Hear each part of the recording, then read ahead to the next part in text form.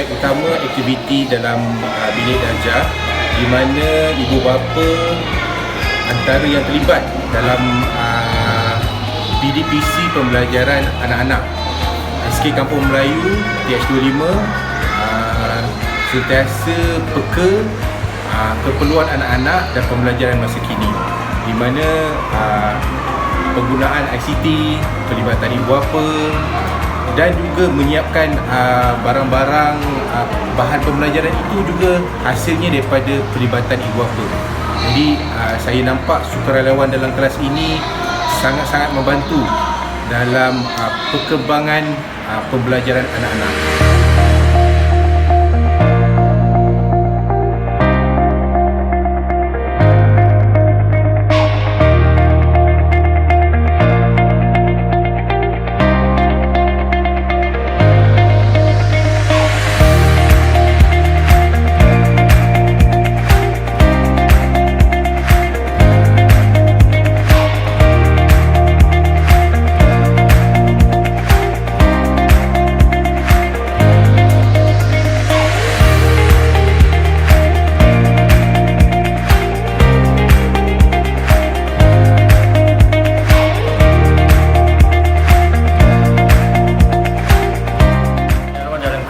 Saya amat kagum dengan apa yang ditanamkan oleh pihak sekolah, dan saya rasa amat pentinglah bagi ibu bapa untuk mengetahui apa yang diajar di sekolah dan boleh membuat follow up semasa di rumah.